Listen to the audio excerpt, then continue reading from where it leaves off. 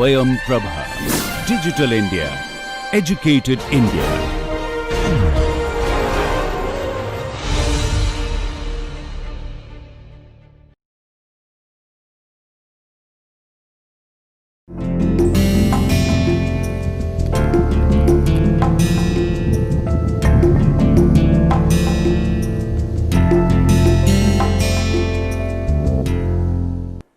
नमस्कार। पाश्चात्य राजनीतिक दार्शनिकों के अध्ययन के श्रृंखला में हमने कई अलग अलग तरह के राजनीतिक दार्शनिकों के लेखन के बारे में विचार किया है। आज हम आधुनिक दौर में एक ऐसे सिद्धांतकार कहें या दार्शनिक कहें, उनके लेखन पर हम बातचीत करेंगे जिन्होंने काफ़ी गहरे स्तर पर मानव समाज की, आधुनिक समाज की विडंबनाओं को या उसके अंतर्विरोधों को रेखांकित किया, जिन्होंने एक नई अंतर्दृष्टि के साथ आधुनिक समाज में चल रही परिघटनाओं के बारे में लिखा और यह बताने की कोशिश की कि किस तरीके से यह एक ऐसे सोच को आगे बढ़ा रहा है जो कि पहले के सारे विश्वासों को खारिज करने का काम कर रहा है और खुद भी यह अपने आप में एक विश्वास या एक आस्था का प्रश्न बन गया है। हम इन सभी पहलुओं पर विचार करेंगे। जिस दार्शनिक के लेखन के बारे में हम आज बातचीत करेंगे उनका नाम है फ्रेडरिक नीत्शे। यहाँ मैं यह स्पष्ट कर देना चाहता हूँ कि नीत्शे के नाम के प्रोनाउंसिएशन या उच्चारण के बारे में भी कई अलग अलग तरह की प्रवृत्तियाँ हैं और अगर आप YouTube पे देखें तो हो सकता है कि इनके नाम का उच्चारण कुछ अलग तरीके से हो। कई सेमिनारों में अगर आप विद्वानों को सुने तो वो नीत्शे के नाम का उच्चारण थोड़े अलग तरीके से करें, नीचे या कुछ अन्य शब्दों का प्रयोग किया जाता है। मैंने आम तौर पर हिंदी में जो पहले से लेखन हुआ है और उसमें जिस नाम का प्रयोग किया गया है, जिस उच्चारण का प्रयोग किया गया है, मैं कहूँगा उसका प्रयोग किया है। तो फ्रेडरिक नीत्शे के लेखन के बारे में और उनके विचारों के बारे में आज की इस पूरी चर्चा में हम बातचीत करेंगे। हमारी चर्चा जिन विभिन्न स्तरों से होकर गुजरेगी उसके बारे में मैं आपको संक्षेप में बताना चाहूँगा। सबसे पहले हम एक प्रस्तावना के बारे में बात करेंगे। कुछ हद तक मैंने ये बातें अभी कही हैं। दूसरे स्तर पर हम इनके जीवन परिचय को देखेंगे। हम यह समझने का प्रयास करेंगे कि इनका जीवन किस तरीके से गुजरा, किस तरह के उतार चढ़ावों से भरा रहा और इससे इनके लेखन को कैसे एक दिशा मिली। फिर हम इनके प्रमुख कृतियों या पुस्तकों की सूची पर नज़र डालेंगे कि इन्होंने जो पुस्तकें लिखी उनमें से कुछ प्रमुख पुस्तकें कौन कौन सी थीं। उसके बाद हम इनके कुछ प्रमुख विचारों पर नज़र डालने की शुरुआत करेंगे। सबसे पहले ईश्वर की मृत्यु हो चुकी है और हमने उसे मारा है। इस संदर्भ में उनकी पुस्तक द गे साइंस में जो विचार आया है उसके बारे में हम देखेंगे। विल टू ट्रूथ या सत्य की इच्छा का जो उनका विचार है उसे हम समझने का प्रयास करेंगे। आधुनिक नाइलिज्म, कई बार इसे निहिलिज्म भी कहा जाता है, या विनाशवाद, उसके संदर्भ में उन्होंने किस तरीके से विचार रखा है हम इसे देखेंगे। जीनियोलॉजिकल दृष्टिकोण जो नीत्शे का है उसका क्या अर्थ है और उसके माध्यम से वो क्या कहना चाह रहे हैं, हम इसकी एक समझ बनाने की कोशिश करेंगे। शक्ति की इच्छा या विल टू पावर के बारे में हम अपनी एक समझ बनाएंगे। फिर हम एक जो कुलीन इच्छा या नोबल विल और जो एक स्लेव मोरालिटी होती है, दास नैतिकता, उसके बारे में हम समझ बनाएंगे और इसी संदर्भ में हम गुड और बैड और इविल के संदर्भ में जो विचार नीत्शे ने प्रस्तुत किया है उस पर हम देखेंगे। आमतौर पर यहाँ हमें यह ध्यान रखने की ज़रूरत है कि बैड और इविल के लिए हम हिंदी में कई बार बुरा शब्द ही प्रयोग करते हैं, तो अक्सर मैंने इविल शब्द का ही प्रयोग किया है और उसके लिए दुष्ट शब्द मैंने हिंदी में रखा है। पर जब हम अपनी चर्चा को आगे बढ़ाएंगे तब मैं गुड और बैड और गुड और इविल शब्द का भी लगातार प्रयोग करूंगा, जिससे हम ये समझ पाएँ कि कैसे दो अलग अलग संदर्भों में नीत्शे इसका प्रयोग करते हैं। और इसी संदर्भ में फिर हम नोबल मोरालिटी या कुलीन नैतिकता और दास नैतिकता या स्लेव मोरालिटी की भी समझने की एक समझ बनाने की कोशिश करेंगे। फिर हम दास नैतिकता की विजय और बुरी चेतना के संदर्भ में एक समझ बनाएंगे और उसके बाद हम एस्थेटिक आइडियल या तपस्वी आदर्श और आधुनिक सेकुलरवाद का विनाशवाद इसकी एक समझ बनाएंगे और फिर हम आखिर में यह देखेंगे कि राजनीति के बारे में उनके विचार किस तरीके से हैं और भिन्नता की राजनीति के संदर्भ में वो क्या कहते हैं और पहचान और उसके विरोध के बारे के संदर्भ में जो उन्होंने एक कृत्रिम द्विभाजन की बात कही है कि जो पहचान और उसका जो विरोध होता है वो एक तरीके का बनावटी डाइकोटमी या द्विभाजन है, उसके संदर्भ में हम उनके विचारों को देखेंगे और फिर हम इनके विचारों की कुछ आलोचनाओं पर नज़र डालेंगे। फ्रेडरिक नीत्शे का जन्म 15 अक्टूबर 1844 को लाइप्जिग के रोयकन नामक ग्राम में एक प्रोटेस्टेंट पादरी परिवार में हुआ था। इनकी माता का नाम फ्रांसिस्का नीत्शे और पिता का नाम कार्ल लुडविग नीत्शे था। इनकी शिक्षा प्रफोर्टा बॉन और लिप्जिग यूनिवर्सिटी में हुई। 1869 में ये यूनिवर्सिटी ऑफ बासेल में फिलोलॉजी के प्रोफेसर हुए। इसके पहले इन्होंने सेना में लॉन्स कॉर्पोरल के रूप में अपनी सेवा दी। अपने खराब स्वास्थ्य के कारण इन्होंने 1879 में अपने पद से इस्तीफा दे दिया और विश्वविद्यालय को छोड़ दिया। इन्हें माइग्रेन के कारण सिरदर्द की शिकायत रहने लगी, जिसके कारण इनका पढ़ना लिखना अत्यंत कठिन हो गया। लेकिन इसके बावजूद नीत्शे बड़े पैमाने पर लेखन कार्य करते रहे। इनकी पहली पुस्तक द बर्थ ऑफ ट्रेजेडी 1872 में प्रकाशित हुई। इसके बाद 1888 तक ये लगातार लेखन करते रहे। 1889 में इन्हें स्ट्रोक या पक्षाघात हुआ और ये पागलपन के शिकार हो गए। धीरे धीरे इनके भीतर लोगों से अपनी बातें कहने और उनकी बातों को समझने की क्षमता खत्म हो गई। इस समय से लेकर अपनी मृत्यु के समय तक अर्थात 25 अगस्त 1900 तक ये मानसिक रूप से एक बच्चे की स्थिति में ही रहे। अर्थात अपने जीवन के 11 वर्ष तक ये इस स्थिति में थे जहाँ पर ना ये किसी की बातों को समझ पाते थे और ना किसी से अपनी बातें पहुँचा पाते थे। लेकिन जब ये बीमार नहीं हुए थे और उन्होंने बहुत सारे लेखन किया था, तब ये एक बहुत प्रसिद्ध लेखक के रूप में स्थापित नहीं हो पाए थे। लेकिन बीमार होने के बाद इन्हें ज़्यादा प्रसिद्धि मिली। बहुत से लोग यह विश्वास करने लगे कि उन्होंने का मतलब नीत्शे ने एक उच्चतर आध्यात्मिक स्तर हासिल कर लिया है। नीत्शे की बीमार होने के बाद उनकी बहन एलिजाबेथ का उनकी अप्रकाशित कृतियों पर नियंत्रण हो गया। नाथन वाइडर के अनुसार इससे उनकी बाद की कृतियों का वह रूप मिला जिसके चलते उन्हें प्रोटो नाजी माना जाने लगा तथा नाजी शासन ने भी उन्हें व्यापक स्तर पर गलत तरीके से उद्धृत किया। इस पूरे वाद विवाद पर हम आगे नज़र डालेंगे, जिसमें कि किस तरीके से नीत्शे के कुछ विचार जो हैं वो नाजियों को अपने विचारों के अनुरूप लगे और उन्होंने उन विचारों को काफ़ी अपनाया। हम ये समझने का प्रयास करेंगे कि आखिर नीत्शे के लेखन के में कौन से भाग हैं।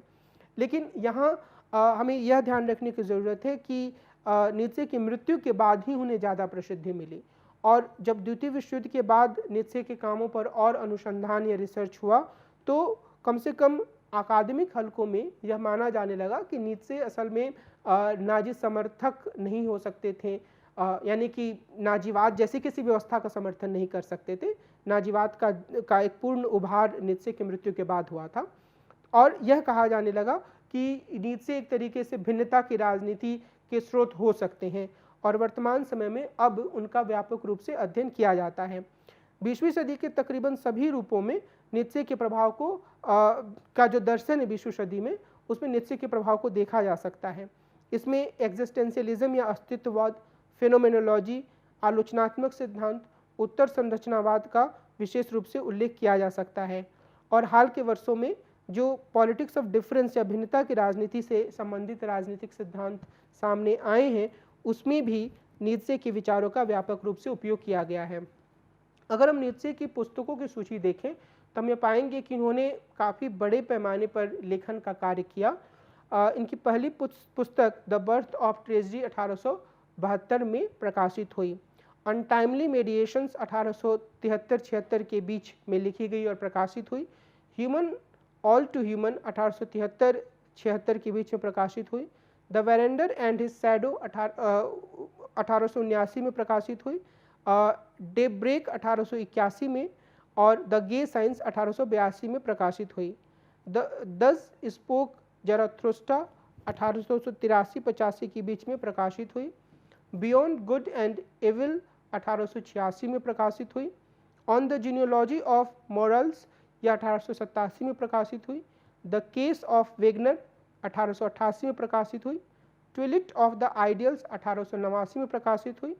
नीत्जे वर्सेस वेगनर 1895 में प्रकाशित हुई।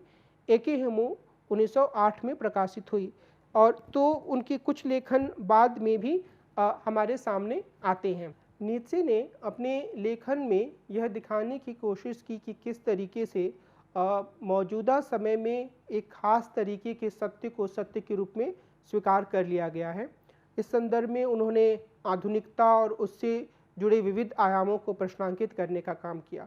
उन्होंने अपने बाद के लेखन में, जो कि हम देखेंगे जब वो कुलीन नैतिकता या नोबल मोरालिटी और दास नैतिकता या स्लेव मोरालिटी की बात करते हैं, तो उन्होंने उस लेखन में भी यह दर्शाने की कोशिश की इन रूपकों के माध्यम से कि एक खास तरीके की जो सोच पूरे समाज में हावी होती है या हावी हुई, वह किस तरीके से हावी हुई।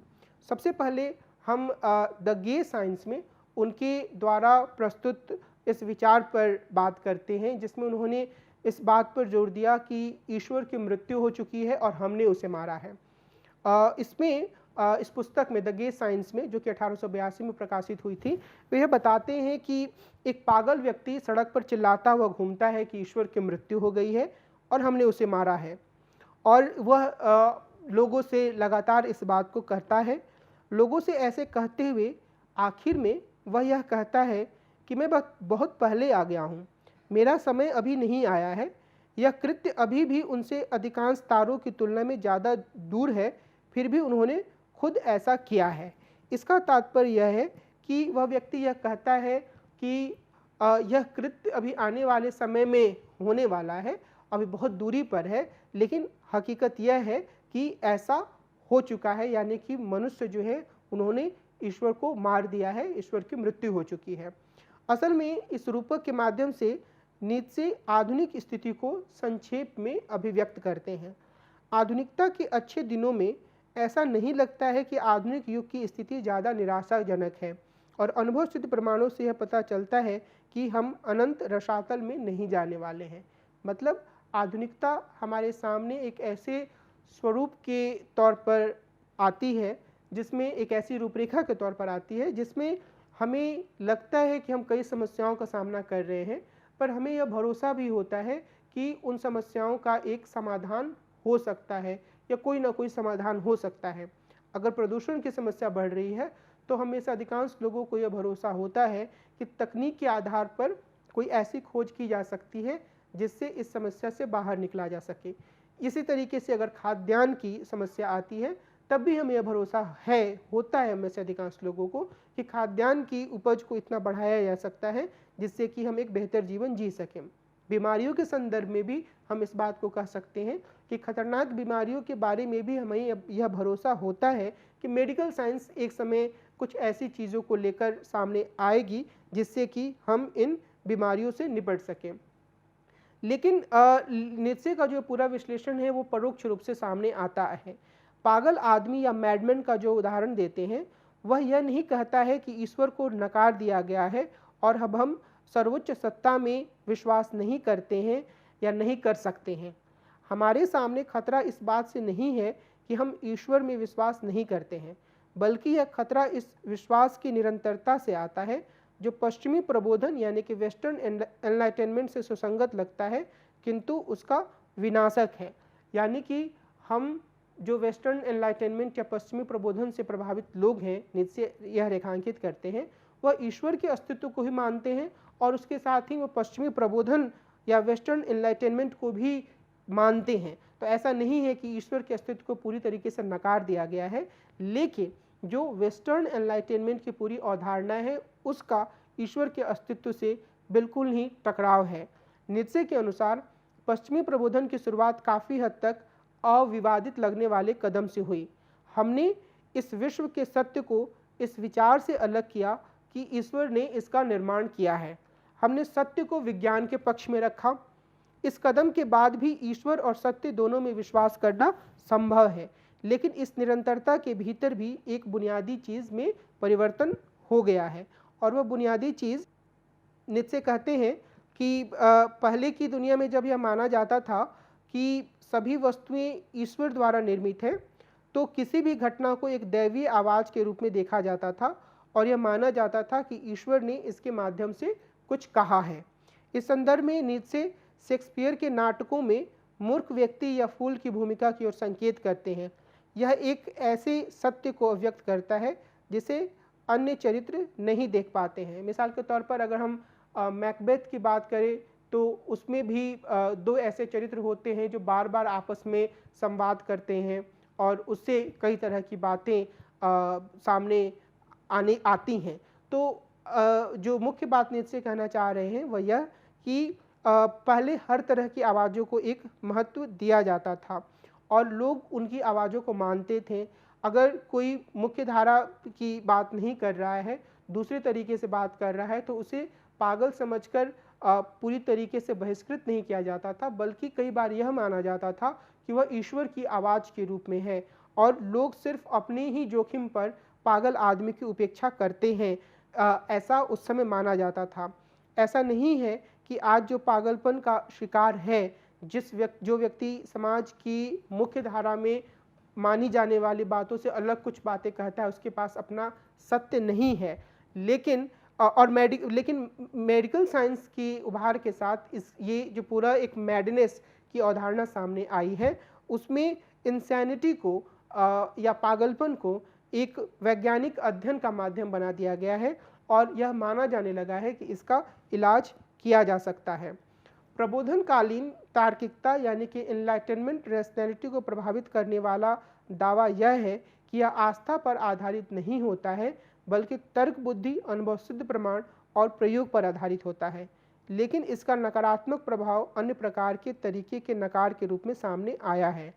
पहले विविध गतिविधियों को एक अनुभवातीत स्रोत या गुड या ईश्वर के रूप में देखा जाता था और उनका मूल्यांकन किया जाता था, लेकिन आधुनिक विज्ञान ने इसे सिर्फ आस्था मानते हुए नकार दिया है। तो इससे जो चीज़ सामने आई है वह यह कि आधुनिक विज्ञान ने ईश्वर के अस्तित्व को पूरी तरीके से खत्म नहीं किया है, लेकिन उस बुनियादी चीज़ को उसने खत्म कर दिया है जिसके आधार पर ईश्वर के अस्तित्व को माना जाता था। यानी कि किसी भी आवाज़ को ईश्वरीय मानते हुए या किसी भी चीज़ को ईश्वर से जुड़ा हुआ मानते हुए आधुनिकता या प्रबोधनकालीन तार्किकता स्वीकार नहीं करती है। इसके बजाय यह वैज्ञानिक पर्यवेक्षण पे, तार्किकता पे, तर्क बुद्धि के प्रयोग पर बल देती है। तो इससे जो स्थिति सामने आई है वह यह है कि एक तरफ ईश्वर का नाम भी है, लेकिन सत्य जो है उसके बारे में माना जाता है उन लोगों के द्वारा जो आधुनिक प्रबोधन से या प्रबोधनकालीन तार्किकता से प्रभावित है कि वह असल में विज्ञान के पक्ष में है। और इसी संदर्भ में वो पागल व्यक्ति के पूरे उदाहरण से यह समझाने की कोशिश करते हैं कि पहले के दौर में ऐसा नहीं था, जहाँ हर आवाज़ को महत्व दिया जाता था, लेकिन अभी प्रबोधनकालीन तार्किकता या आधुनिकता के साथ स्थिति यह हो गई है कि एक तरीके के सत्य को ही सत्य के रूप में प्रस्तुत किया जाता है। अन्य तरीके की जो आवाज़ें हैं, मैडनेस का उदाहरण देते हुए नीत्शे रेखांकित करते हैं कि उन्हें या तो पूरी तरीके से गलत मान लिया गया है या फिर उन्हें मेडिकल साइंस के द्वारा एक बीमारी की संज्ञा दे दी गई है। तो इस अर्थ में इनका यह कहना है कि प्रबोधनकालीन तार्किकता ने एक ऐसी स्थिति पैदा की है जिसमें पहले की जो आवाज़ें थी, पहले की जो अलग अलग तरह के दृष्टिकोण थे, उनको काफ़ी हद तक नकारने की और एक तरीके के सत्य को स्थापित करने की कोशिश की गई है। विल टू ट्रूथ के संदर्भ में या सत्य की इच्छा के संदर्भ में नीत्शे मानते हैं कि विज्ञान खुद को एक विश्वास या आस्था के स्तर से ऊपर नहीं उठा सका है, क्योंकि इसके अपने मूल्य उन दर्शनों का सहारा लेते हैं जिसे इसने विश्वासों की संज्ञा दी है।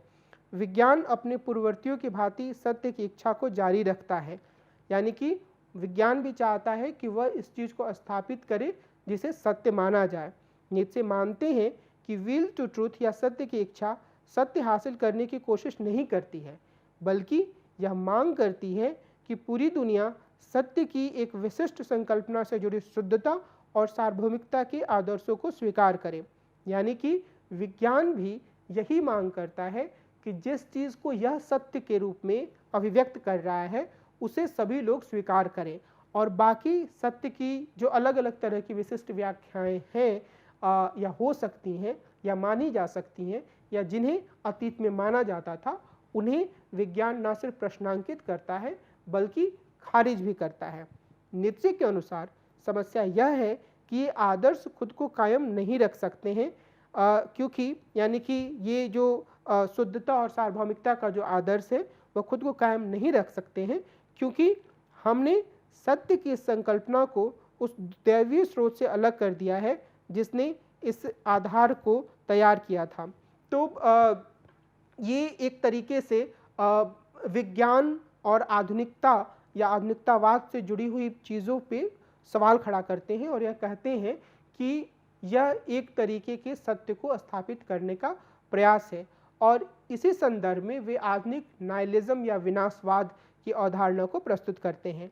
नीत्शे इस स्थिति को आधुनिक नाइलिज्म, जिसे कई बार निहिलिज्म भी प्रोनाउंस किया जाता है, उसे वो एक इस पूरी प्रवृत्ति को एक विनाशवाद या नाइलिज्म की संज्ञा देते हैं। इसमें हमारे सर्वोच्च मूल्यों का आंतरिक अवमूल्यन होता है, जो यह दिखाता है कि ये मूल्य शून्य या नथिंगनेस पर आधारित होते हैं। ईश्वर की मृत्यु की तरह ही विनाशवाद का अर्थ यह नहीं है कि हम इन मूल्यों का अनुमोदन या समर्थन नहीं कर सकते हैं, लेकिन ये सिर्फ कहने की बातें भर रह जाती हैं और यहाँ तक कि इनके समर्थकों को भी इन पर पूरा विश्वास नहीं होता है। इसका जो एक पूरा तात्पर्य है वह यह है कि जिस तरीके से विज्ञान खुद को प्रस्तुत करता है और जिस तरीके से ऐसा करते हुए यह पहले के मूल्यों को नकारता है, उनमें किसी प्रकार के सत्य होने की संभावना को खारिज करता है और यह प्रयास करता है कि जो शुद्ध है उसका दावा विज्ञान ही कर सकता है।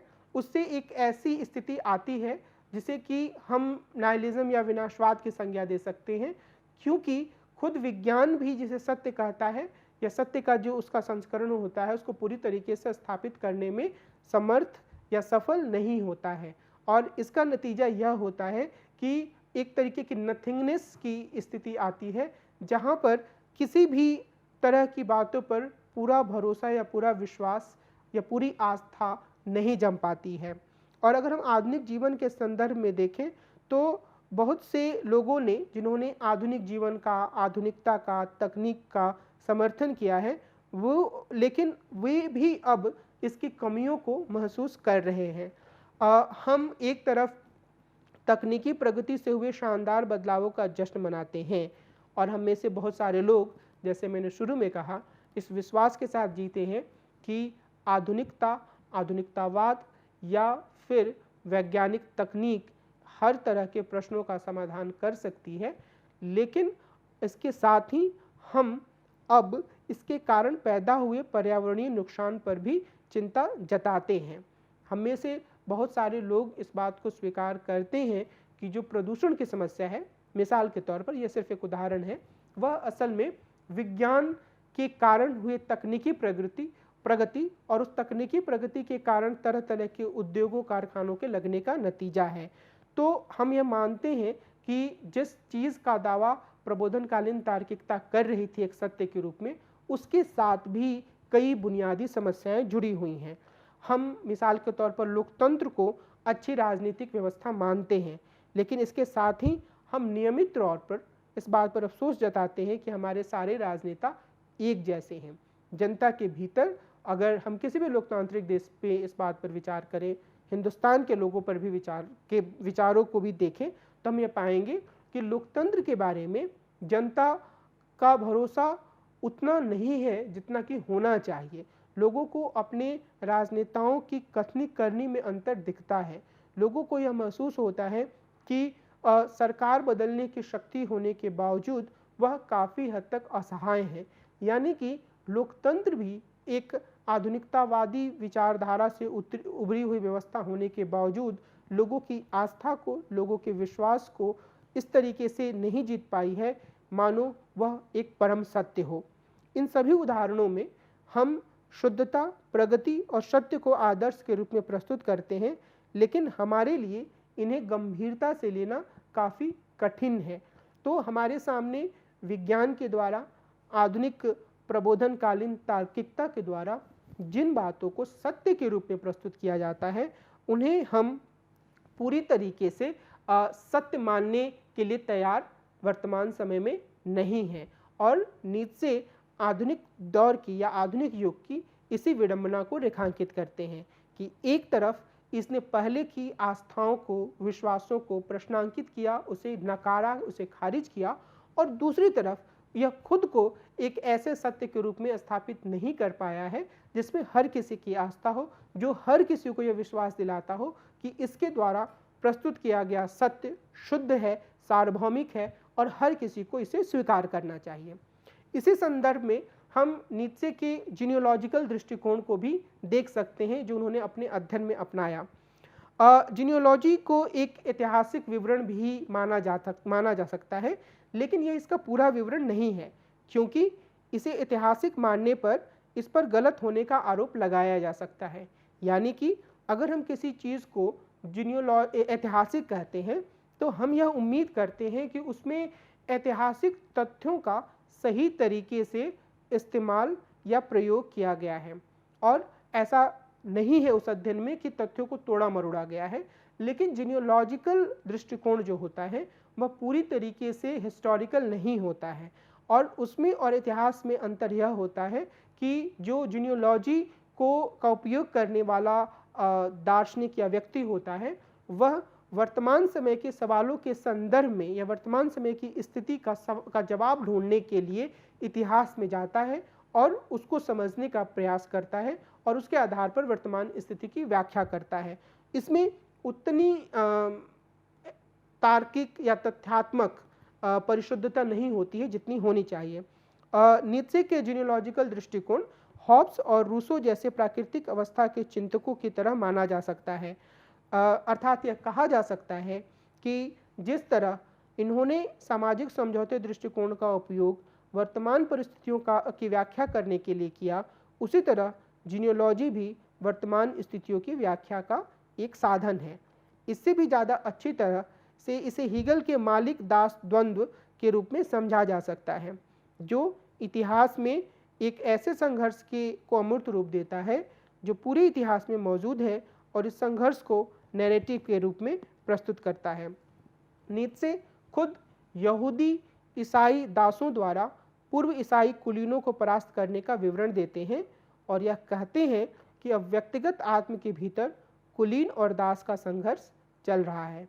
यह इस बात का संकेत करता है कि जीनियोलॉजी केवल ऐतिहासिक विवरण के बजाय ऑन्टोलॉजी या सत्ता मीमांसा उपलब्ध कराती है। अर्थात यह सिर्फ इस बात का उल्लेख नहीं करती है कि मानवीय आत्म एक विशिष्ट ऐतिहासिक दौर में किस तरह सामने आया, बल्कि यह इस मानवीय आत्म की प्रकृति की पड़ताल भी करती है। तो इस लिहाज से जो जीनियोलॉजिकल दृष्टिकोण है वह अपने आप में एक महत्वपूर्ण दृष्टिकोण या एक महत्वपूर्ण तरीका बनकर सामने आया, जिसके माध्यम से वर्तमान की कई चीज़ों को समझने के लिए इतिहास के स्रोतों का उपयोग किया गया और मौजूदा स्थिति की प्रकृति का वर्णन करने का प्रयास किया गया। अगर हम शक्ति की इच्छा या विल टू पावर के बारे में नीत्शे के विचारों को देखें तो हम यह कह सकते हैं कि नीत्शे शक्ति की इच्छा को ऐसी शक्ति की अभिव्यक्ति के रूप में देखते हैं जो असमान संबंधों में आत्म की स्थिति से सामने आती है। यह सिर्फ आत्म की शक्ति को ही, यानी आत्म मतलब सेल्फ की शक्ति को ही नहीं दर्शाती है, बल्कि विश्व और इसके नैतिक और सौंदर्य बोधीय दृष्टिकोण के प्रति आत्म के निर्णय के बारे में भी बताती है। यानी कि एक असमान संबंध में सेल्फ जो है वह खुद को कैसे देखता है और उसके बारे में वो किस तरीके का जो बाहर की दुनिया है उसके बारे में वो किस तरीके का नैतिक और सौंदर्य बोधी यानी कि मोरल और एस्थेटिक दृष्टिकोण रखता है, उसके बारे में भी विल टू पावर बताता है। नीत्शे के अनुसार शक्ति की इच्छा किसी न किसी रूप में सामने आती है, अर्थात हर व्यक्ति अपने सेल्फ के भीतर इस विश्वास के साथ जीता है कि उसके पास एक तरह की शक्ति हो जिससे वह चीज़ों को अपने अनुसार देख पाए, अपने अनुसार निर्मित कर पाए, अपने सोच के हिसाब से पूरी व्यवस्था का निर्माण कर पाए। तो इस रूप में जो शक्ति की इच्छा है, विल टू पावर है, वह एक महत्वपूर्ण भूमिका निभाती है, ऐसा नीत्शे मानते हैं। और नीत्शे इसी आधार पर गुड और बैड और गुड और इवल की अवधारणा को आगे बढ़ाते हैं। जीनियोलॉजी ऑफ मॉरल्स में भी नीत्शे ने इस तरह के विचार को रखा है और अपने अन्य लेखन में भी उन्होंने नोबल मोरालिटी और स्लेव मोरालिटी की बात की है। नोबल मोरालिटी या कुलीन नैतिकता के संदर्भ में मानते हैं कि इस दुनिया में एक तरह की अराजकता है और अराजकता से भरी इस दुनिया में कौन यह चाहेगा कि अच्छाई या गुडनेस को शुद्धता के संदर्भ में परिभाषित किया जाए। इस प्रश्न का उत्तर नीत्शे देते हैं और वे कहते हैं कि सिर्फ ऐसा व्यक्ति जो संघर्ष की पुष्टि करने में असमर्थ हो या संघर्ष के संदर्भ में अपनी स्थिति की पुष्टि करने में असमर्थ हो, वह यह चाहेगा कि अच्छाई या गुडनेस को शुद्धता के संदर्भ में, प्योरिटी के संदर्भ में परिभाषित किया जाए।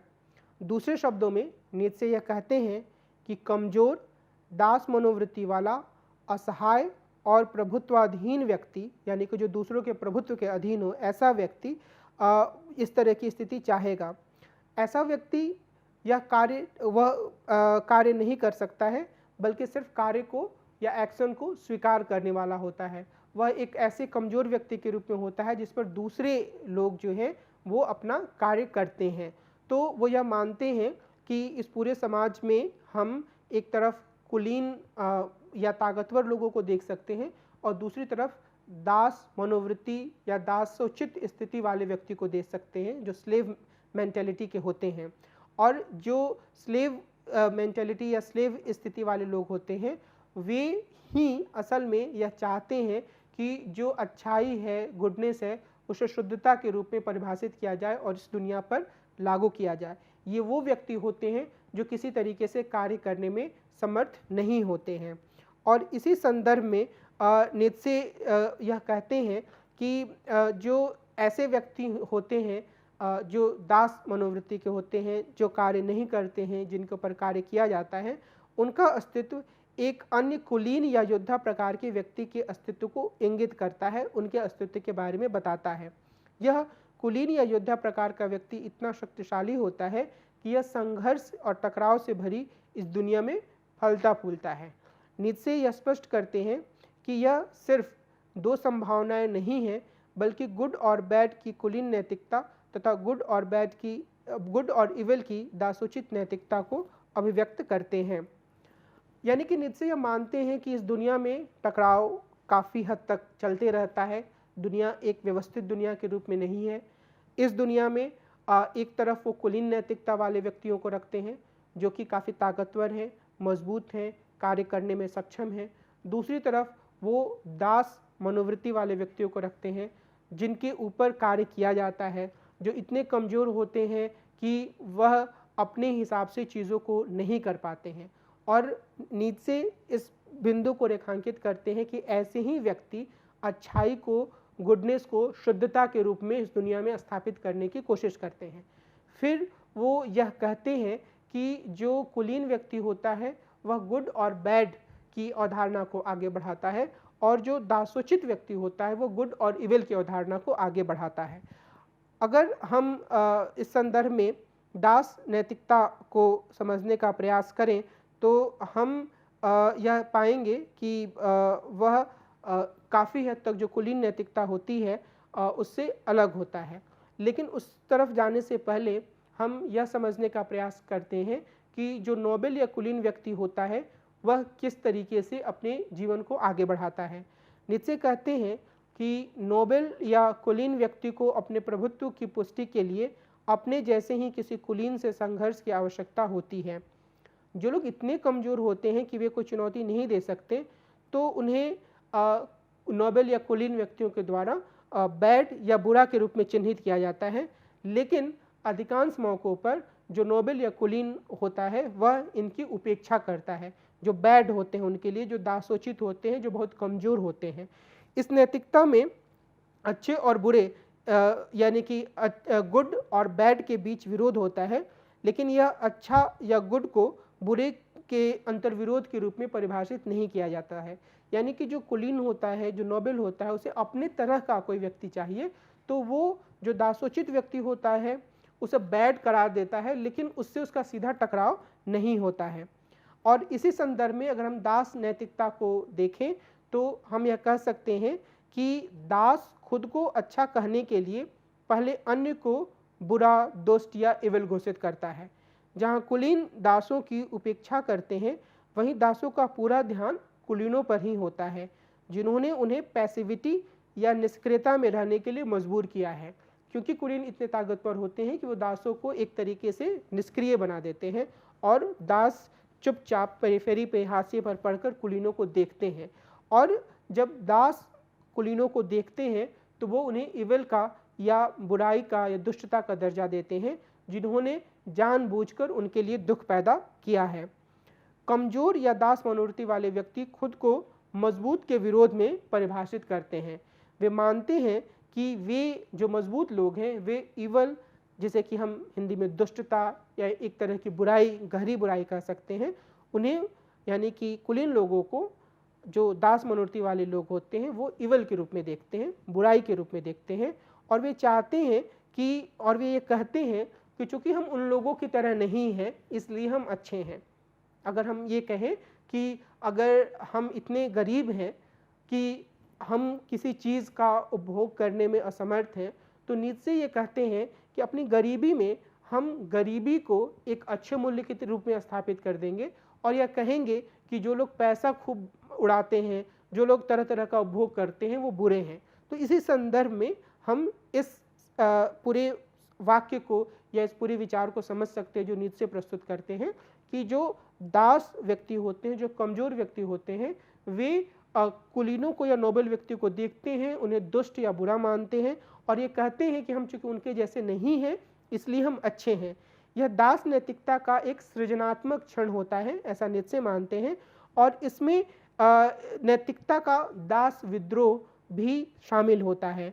यह कमजोर की शक्ति की इच्छा को दिखाता है जो किसी न किसी तरीके से अभिव्यक्त होता है। नीचे इसे रेजिमेंटो या एक कटुता का एक अभिव्यक्ति मानते हैं, या एक तरीके के असंतोष की अभिव्यक्ति मानते हैं, और इसी संदर्भ में वे यह कहते हैं कि यह उन लोगों के मन में होता है जिन्हें अपनी दुर्बलता के कारण निष्क्रिय रहने के लिए मजबूर किया जाता है। दास ऐसी चीज़ों की पुष्टि करते हैं जो टकराव नहीं करते, यानी कि अच्छाई मासूम और शुद्ध रहती है तथा जानबूझकर किया जाने वाला गलत आचरण भ्रष्टाचार, इविल या दुष्टता का प्रतीक बन जाता है। इस तरह दास नैतिकता उन सभी चीज़ों को सद्गुण युक्त बना दी जाती है जो उन पर थोपी जाती है। कमजोरी को प्रतिभा संपन्नता मान लिया जाता है, डरपोकपने को दिल की अच्छाई मान लिया जाता है, दब्बूपन को विनम्रता तथा अधीनता को आज्ञा पालन मान लिया जाता है। तो इन सभी स्थितियों में नीचे यह कहना चाह रहे हैं कि जो दास मनोवृत्ति के लोग हैं वो कुलीन लोगों को इवल मानते हैं, और जो चीज़ वो खुद नहीं कर सकते हैं उसे वो एक तरीके से बुराई की संज्ञा दे देते हैं, और जो चीज़ करने के लिए वो अभिशप्त हैं, मजबूर हैं, उन चीज़ों को वो अच्छाई के रूप में स्थापित कर देते हैं। तो एक तरीके से हम देखें तो नीचे क्या कहना चाह रहे हैं, नीचे बताना चाह रहे हैं कि इस दुनिया में किस तरीके से गुड और इविल की अवधारणा बनी, और शायद उनकी व्याख्या मोटे तौर पर इस बात की ओर इशारा करती है कि अपने आप में कोई चीज़ गुड और इविल कभी नहीं थी। असल में जो शक्ति का संघर्ष है, जो समाज में शक्ति के कारण अलग अलग समूहों का निर्माण है, उसने इस पूरी अवधारणा को जन्म दिया। दास सिर्फ अपने लिए ही एक पहचान निर्मित नहीं करते हैं, बल्कि ये कुलीनों पर भी इसे थोपते हैं। अपने सर्वोच्च रूप में दास नैतिकता ईश्वर का आविष्कार करती है, ऐसा नीचे मानते हैं, और इसमें उच्चतम कोटि की शुद्धता निहित होती है। इसके माध्यम से दास उन लोगों के साथ प्यार करने का दावा करते हैं जो उनके साथ बुरा बर्ताव करते हैं। वे ईसाई धर्म को इस प्रकार के बदला या रिवेंज का सर्वोच्च उदाहरण मानते हैं। नीत्शे यहूदी, ईसाई और बौद्ध धर्म को दास नैतिकता का उदाहरण मानते हैं तथा नेपोलियन, रोमन, अरब आदि को कुलीन नैतिकता का। लेकिन बाद में नीत्शे खुद इस वर्गीकरण को नकार देते हैं। इस संदर्भ में यह भी साफ होता है कि जीनियोलॉजी को पूरी तरह इतिहास नहीं माना जा सकता है, क्योंकि इसमें कई तरह की कमियां, कई तरह की गड़बड़ियां सामने आती हैं जिसे हम बहुत आसानी से रेखांकित कर सकते हैं। हालांकि नीत्शे एक खास तरह का वर्णन करते हैं और वे इस बात पर जोर देते हैं कि आज व्यक्ति के आत्म में कुलीन और दास नैतिकताओं का टकराव होता है, और वो इस बात पर जोर देने की कोशिश कर रहे हैं कि जब हम कुलीन नैतिकताओं को अपनाने में समर्थ नहीं होते हैं तो हम दास नैतिकता का सहारा लेते हैं। शायद इसका अर्थ यह है कि अगर मैं, शायद नहीं, मोटे तौर पर हम इसको आधुनिक दृष्टिकोण के हिसाब से यह कह सकते हैं, आम जनजीवन के हिसाब से, कि अगर मैं एक खास तरीके की जीवन शैली नहीं जी पा रहा हूँ तो मेरे अंदर की जो दास मनोवृत्ति होती है वह कुछ ऐसे तर्कों का निर्माण करती है जिसके माध्यम से उस अच्छी चीज़ को या उस आकर्षक चीज़ को जिसका उपभोग मैं नहीं कर पा रहा हूँ, जो कि कई तरीके की आधुनिक सुख सुविधाओं से जुड़ी हो सकती है। मिसाल के तौर पर बहुत ही महंगा फ़ोन रखना, मिसाल के तौर पर बहुत अच्छी कार में घूमना, अगर मैं ये नहीं कर रहा हूँ तो अगर नीत्शे के तर्क का इस्तेमाल करें तो नीत्शे कहेंगे कि व्यक्ति के भीतर ये जो दो तरीके की का टकराव होता है, दो तरह की नैतिकताओं का टकराव होता है, उसमें दास नैतिकता यह सवाल या यह तर्क तैयार करती है कि इस तरह की जीवन शैली उपभोगवाद या कंज्यूमरिज्म है, यह बुरा है, इसमें बहुत सारी कमियां हैं, और मैं जिस तरीके का जीवन जी रहा हूँ जिसमें सादगी है, जिसमें मैं नई तरीके की चीज़ों का इस्तेमाल नहीं कर रहा हूँ या मैं महंगी चीज़ों का इस्तेमाल नहीं कर रहा हूँ, वह ज़्यादा श्रेयस्कर है। तो ये कहते हैं नीत्शे कि ये जो कुलीन और दास नैतिकता के बीच का टकराव है वह व्यक्ति के भीतर चलता रहता है, और हमारे आधुनिक समाज और मूल्य की बुनियाद दासोचित्ता में निहित है। इसलिए कुलीन नैतिकता हमारे द्वारा पहचान और शुद्धता को दिए जाने वाले मूल्य के संदर्भ में एक काउंटर पॉइंट उपलब्ध कराते हैं। यानी कि जिस तरीके से हम किसी चीज़ को सत्य मानते हुए स्वीकार करते हैं तो वह नीत्शे के हिसाब से दास नैतिकता का ही एक उदाहरण है। फिर नीत्शे दास नैतिकता की विजय के बारे में भी और बैड कॉन्शियस के उभार के बारे में भी एक बात रेखांकित करते हैं। वे कहते हैं कि अपने कार्य का चयन करने वाले कर्ता या व्यक्ति के विचार के साथ दास नैतिकता नैतिक गलती या दोष की अवधारणा का निर्माण करती है। नीत्शे मानते हैं कि आधुनिक समाज में सजा के प्रावधान को इसी रूप में देखा जा सकता है। नीत्शे बुरी या किसी अन्य प्रकार की चेतना को वायदा करने के अधिकार के रूप में परिभाषित करते हैं। वे मानते हैं कि एक व्यक्ति के पास वायदा करने का अधिकार होने के लिए शक्ति या क्रूरता का होना आवश्यक है। मजबूत व्यक्ति किसी प्रकार के असंतोष के बगैर इस तरह की क्रूरता को सहन कर लेते हैं। इससे एक खास तरह की चेतना सामने आती है। वायदा करने का अधिकार शक्ति और हिंसा के माध्यम से सामने आता है, लेकिन यह एक स्वतंत्र और संप्रभु व्यक्ति का विशेषाधिकार बन जाता है। ऐसे व्यक्ति का खुद पर, अपनी प्रकृति पर और परिस्थितियों पर नियंत्रण होता है। तो जो मजबूत व्यक्ति होता है वह इस पूरी परिस्थिति में, जहाँ पर शक्ति के माध्यम से आप किसी चीज़ को करने का वायदा करते हैं, वह उन सब मामलों में एक नियंत्रण की स्थिति रखता है। लेकिन जो कमज़ोर व्यक्ति होता है उसके पास इस तरह का सामर्थ्य नहीं होता है कि वह शक्ति का या क्रूरता का सहारा लेकर वायदा खिलाफी करने वालों को सज़ा दे पाए या अपने स्तर पर कोई वायदा कर पाए। तो वायदा तोड़ने के पर सज़ा का प्रावधान होता है। सज़ा देने की खुशी उन लोगों को सबसे ज़्यादा मिलती है जो सामाजिक व्यवस्था में सबसे निम्न पायदान पर है, क्योंकि ये लोग ना तो वायदा करने में समर्थ होते हैं और ना ही वायदा तोड़ने पर ये किसी को सज़ा दे पाते हैं। तो इस लिहाज से यहाँ पर नीत्शे एक अंतर करते हैं कि किस तरह की स्थिति एक मजबूत व्यक्ति की होती है और किस तरह की व्यक्ति की स्थिति एक कमज़ोर व्यक्ति के रूप की होती है। और वे कहते हैं कि दासोचित लोगों के लिए मालिक के सज़ा देने के अधिकार में भागीदारी की तरह होता है, कोई ऐसी चीज़ जहाँ पर वो सज़ा दे पाते, खुद सज़ा दे पाते हैं। लेकिन जो सच में मालिक होते हैं वे अपनी शक्ति के कारण उदार भावना लाते हुए खुद को नुकसान पहुंचाने वाले को सजा ना देने की घोषणा कर सकते हैं। नीचे दास नैतिकता द्वारा बदला लेने की भावना को छिपाने के रूप में दया और शक्ति के कारण आने वाली दया में अंतर करते हैं। यानी कि वे कहते हैं कि दया और शक्ति के कारण जो आने वाली एक स्थिति होती है, दोनों में अंतर होता है और वे इसी संदर्भ में कानून के विचार को भी रखते हैं। वे कानून को आक्रामकता और बदला लेने की चेतना पर सीमा या पाबंदी के रूप में देखते हैं। अर्थात कानून इस बात का प्रमाण होता है कि किस तरीके से जो व्यक्ति के भीतर बदला लेने की प्रवृत्ति होती है उसको सीमित किया जाए और एक निश्चित सजा किसी व्यक्ति को दी जाए अगर वह वायदा तोड़ता है, कोई काम गलत करता है। और वायदे को हम एक बड़े स्तर पर भी देख सकते हैं जहां पर कानून को मानने का वायदा, दूसरों को नुकसान ना पहुंचाने का वायदा और कई अन्य तरह के पहलू शामिल किए जा सकते हैं। लेकिन यह प्रश्न सामने आता है कि कैसे नैतिकता में दास का विद्रोह बुरी चेतना पैदा करता है। यह सिर्फ आक्रामक सोच को अपने आत्म की ओर मोड़ने के रूप में नहीं होता है, बल्कि यह शुद्धता और सौंदर्य के विचारों की ओर मुड़ने के रूप में भी सामने आता है। यानी कि बुरी चेतना के बाद कि जब हम बात करते हैं तो नीत्शे ये कहना चाह रहे हैं कि एक समाज में बुरी चेतना का उभार किस रूप में होता है और जो बैड कॉन्शियस जैसे कह रहे हैं उसका क्या अर्थ है। बैड कॉन्शियस का अर्थ यहाँ पर नीत्शे के अनुसार ऐसी चेतना के उभार से है जहाँ पर लोग गरीबी में रहने को, अपने आप को कष्ट देने को एक ऐसी साधन के रूप में इस्तेमाल करने लगते हैं जिसके द्वारा वे एक तरह के संतोष को हासिल करते हैं।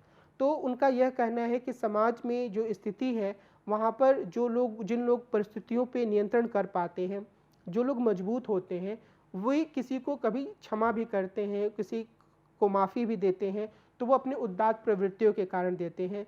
लेकिन जो दास व्यक्ति होते हैं, जो कमज़ोर स्थिति वाले, दुर्बल स्थिति वाले व्यक्ति होते हैं, वे असल में माफ़ी मजबूरी के कारण देते हैं और वो जब इस तरह का काम करते हैं तो उनके भीतर एक मन में चाह होती है कि काश वे भी दूसरों को सज़ा दे पाएँ, वे भी दूसरों को नुकसान पहुंचा पाएँ।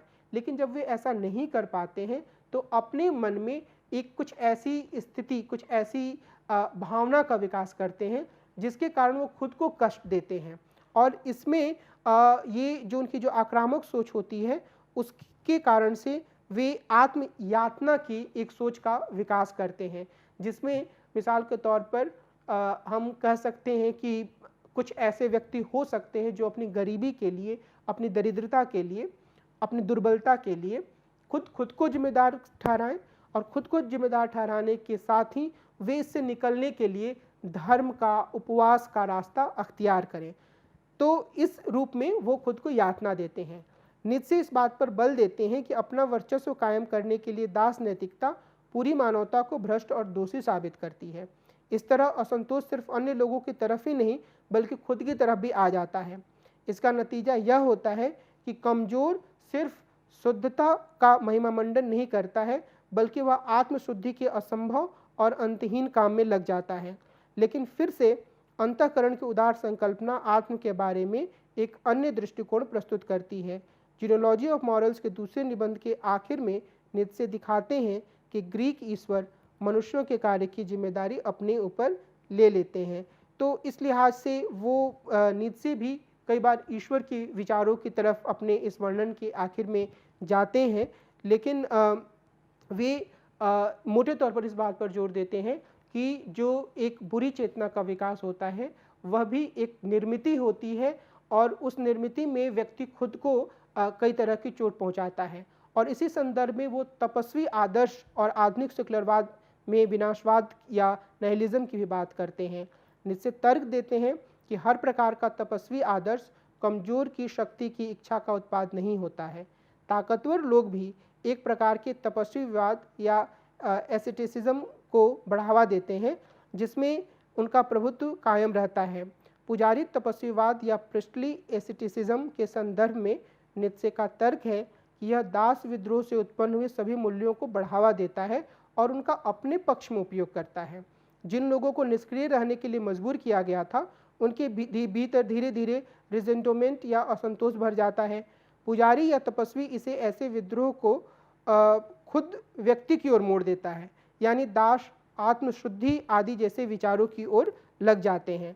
इसमें उसे कष्ट से आराम मिलता है, मन को आराम मिलता है, लेकिन वह और ज़्यादा गहरी बीमारी की ओर आगे बढ़ता है, क्योंकि पुजारी या पृष्ठ का इलाज नशे की दवाई की तरह काम करता है। मतलब अगर मैं गरीब हूँ, दुर्बल हूँ, और जो पुजारी जो कि एक या पृष्ठ जो मजबूत स्थिति में है, वह मुझे बताता है कि वह गरीब मैं इसलिए हूँ क्योंकि मैं कुछ काम नहीं कर रहा हूँ और मुझे उपवास करना चाहिए, मुझे और ज़्यादा सरलता सादगी में रहना चाहिए, मुझे अच्छी चीज़ों की कामना नहीं करनी चाहिए, तो उससे ऐसा करते हुए मुझे कुछ आराम मिल सकता है।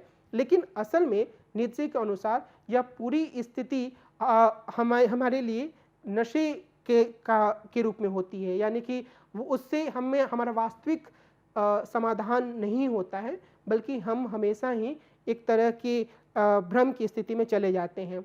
पृष्ठ या पुजारी दास को यह बताता है कि उसे अपनी स्थिति के लिए खुद को दोष देना चाहिए। नीत्शे के अनुसार यह रणनीति बहुत से मामलों में कारगर होती है और दास या बीमार अपनी मनोवैज्ञानिक निराशा से बाहर निकल जाते हैं।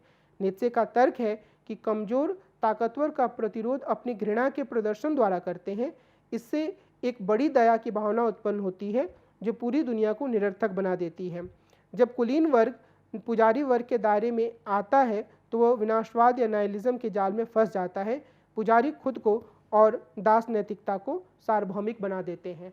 तो इस तरीके से वो ये बताना चाहते हैं कि किस तरीके से जो दया, करुणा, त्याग की भावनाएं हैं वह भी एक तरह की निर्मिति हैं और कैसे वे हर किसी को अपने जाल में लेकर एक नाइलिज्म या विनाशवाद की स्थिति पैदा करती हैं, जहां पर कोई भी एक मूल्य, कोई भी एक तथ्य अपने आप में सत्य के रूप में नहीं आ पाता है। राजनीति के बारे में अगर हम नीत्शे के विचारों पर ध्यान दें तो इनके अधिकांश राजनीतिक कथन बहुत ही अनुदारवादी किस्म के हैं। ऐसा लगता है कि वे मजबूत व्यक्ति द्वारा ताकत से किए जाने वाले शासन का समर्थन करते हैं। वे इस बात पर बल देते हैं कि राजनीति का एकमात्र उद्देश्य एक उच्चतर व्यक्ति या ओवरमैन की तलाश है। एक तरीके से यह दासता और पदसुपान पर आधारित समाज का समर्थन है। निश्चित तौर पर इस तरह की सोच के आधार पर उदारवादी लोकतंत्र और क्रांतिकारी समाजवाद को नकार दिया जाएगा।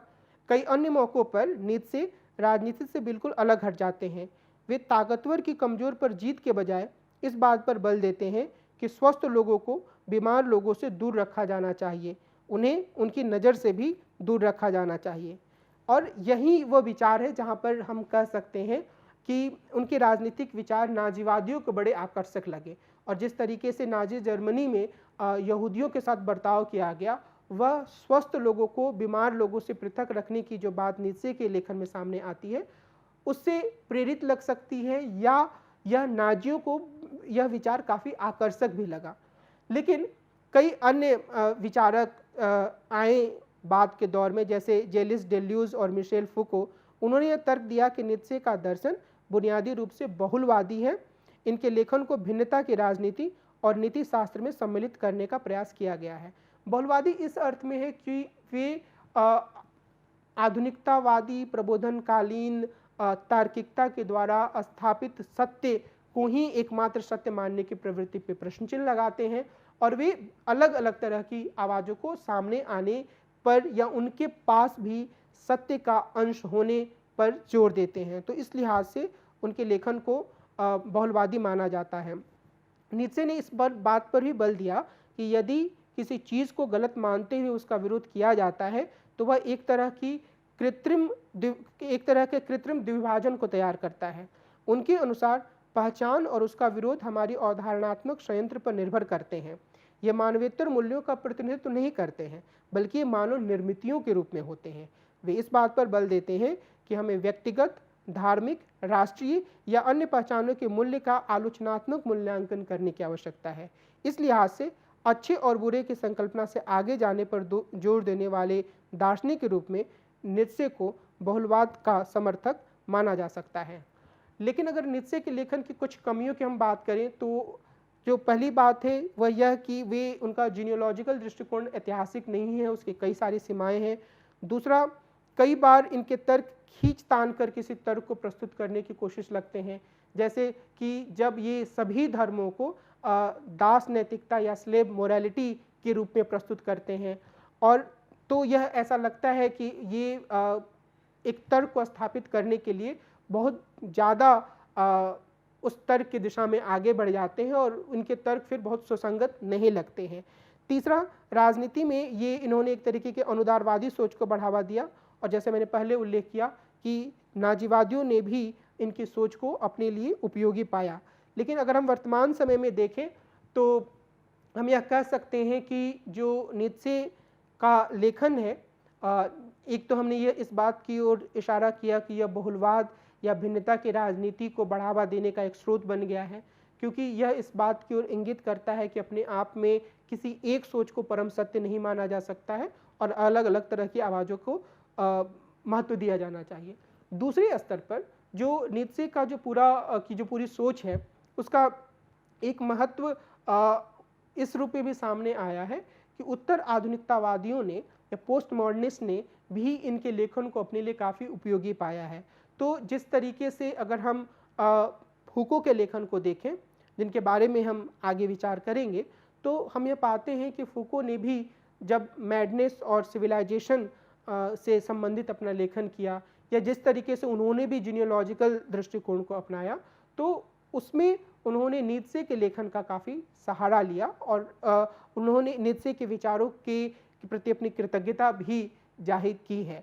तो एक तरीके से नीत्शे एक ऐसे लेखक या एक ऐसे दार्शनिक के रूप में सामने आते हैं जिनके दर्शन को बहुत ही अनुदारवादी या हम कहें हिंसक किस्म के धाराओं ने भी अपने लिए आकर्षक पाया। मिसाल के तौर पर नाजीवाद, और भिन्नता की बात करने वाले, बहुलता की बात करने वाले दार्शनिकों ने भी इनके लेखन को अपने लिए आकर्षक पाया है। और एक तरह के सत्य को थोपने का विरोध करने वाले या मेटा नैरेटिव का विरोध करने वाले दार्शनिकों ने भी इन्हें अपने लिए आकर्षक पाया है।